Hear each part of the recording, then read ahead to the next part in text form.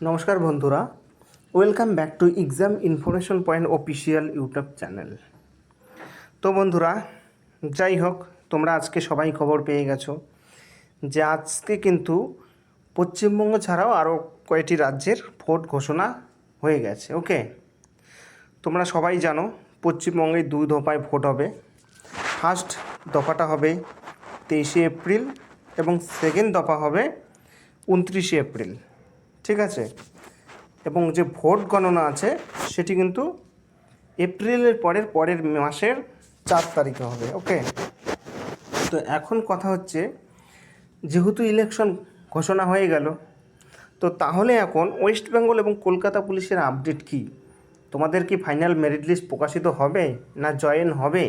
অনেক ধরনের প্রশ্ন সবার মনে থাকবেই, এটা স্বাভাবিক। তো অনেকে ভয় পাচ্ছে যে কি করব, এখন আমার করণীয় কী।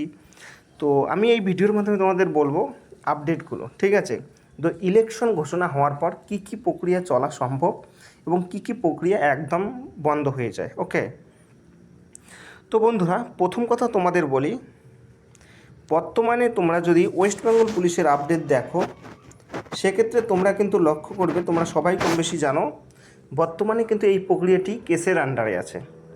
অর্থাৎ কলকাতা হাইকোর্টে কিন্তু বর্তমানে কেসের প্রক্রিয়ায় এই রিক্রুটমেন্টটি চলছে।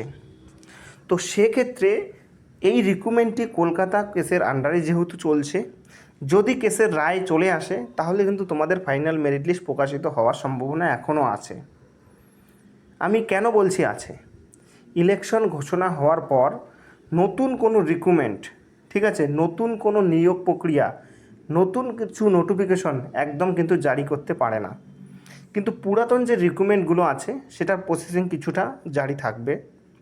তো যাই হোক, ইলেকশনের ক্ষেত্রে অনেক সময় নতুন প্রসেসিং একদম হয় না, সেটা অধিকার থাকে না। কিন্তু পুরনো তোমাদের যে রিক্রুটমেন্টের প্রসেসিং সেটি কিন্তু অলরেডি অনেক পুরনো। তো সেক্ষেত্রে কিন্তু এটার কিন্তু প্রসেসিং চলছে। এবং তোমরা সবাই জানো কম বেশি 17ই মার্চ তোমাদের কেসের ডেট আছে। তো সেই দিন কি কেস হয়ে রায় হবে তোমরা অবশ্যই আমার চ্যানেলে পেয়ে যাবে। তো আশা করো তোমাদের কিন্তু ফাইনাল মেরিট লিস্ট প্রকাশিত হওয়ার এখনও সম্ভাবনা আছে, ঠিক আছে, কোর্টের অর্ডারে। কিন্তু জয়েনিংয়ের যদি কথা বলি, তোমাদের জয়েনিংয়ের এখন কোনো সম্ভাবনা নেই। তোমরা জানো যে এখন বর্তমানে যে ভোট ডিক্লেয়ার হয়ে গেছে, সেখানে কিন্তু 4ই মে আর কি, 4ই মে তোমাদের কিন্তু রেজাল্ট ভোটের। ওকে, তো বেশি দিন নেই, মনে করতে পারো তোমরা 2 মাসেরও কম সময়। তো 2 মাস একটু তোমরা সাবধানে থাকবা, যাদের যাদের ভালো নাম্বার আছে তোমরা অবশ্যই সাবধানে থাকবা। এমন কিছু কাজ করবা না তোমরা যে আমাদের এত সময় আছে আমরা এমন কিছু কাজ করি যে নিজের ক্ষতি। তো একদম চাপ নেবা না, বেশি ডিপ্রেশনে যাওয়ার চেষ্টা করবা না। 2 মাস দেখতে দেখতেই চলে যাবে, হয়তো অনেকটা কষ্টের, কিন্তু তোমাদের কিন্তু ফাইনাল মেরিট লিস্ট প্রকাশিত হওয়ার এখনও সম্ভাবনা আছে। তো তোমাদের এখন কিন্তু এটাই করণীয়, সাবধানে থাকতে হবে, মনকে বোঝাতে হবে এবং তোমরা নিজের বাড়ির ফ্যামিলি সবাইকে সময় দাও, বাড়িতে টুকটাক যা কাজ করতে পারো করো, ঠিক আছে। কিন্তু তোমাদের কেসের ওপর কিন্তু নজর রাখতে হবে। তোমরা যদি কেসের আপডেট চাও, আমাদের চ্যানেলে কিন্তু সবসময় আপডেট দেওয়া হয়, তোমরা পেয়ে যাবা। তো আমি তোমাদের এই ভিডিওটি এর জন্যই বানিয়েছিলাম বা এর জন্যই বানাচ্ছি। অনেকেরই প্রশ্ন, কেসের জন্য কি তোমাদের যে রিক্রুটমেন্টের প্রসেসিং পুরোটাই আটকে থাকবে? তো বন্ধুরা দেখো, পুরনো প্রসেসিং যেহেতু, তো অবশ্যই চলবে, জয়েন সম্ভব না। কারণ জয়েন হতে গেলে আমাদের ওয়েস্ট বেঙ্গলের যে অর্থ সচিব বা অর্থমন্ত্রক, সেখানে কিন্তু পারমিশনের একটা প্রয়োজন হয়। তো তাদের ক্ষেত্রে কিন্তু এখন কোনো পাওয়ার নেই, যেহেতু ইলেকশন ডিক্লেয়ার হয়ে গেছে। তো এর জন্য তোমাদের অপেক্ষা করতে হবে।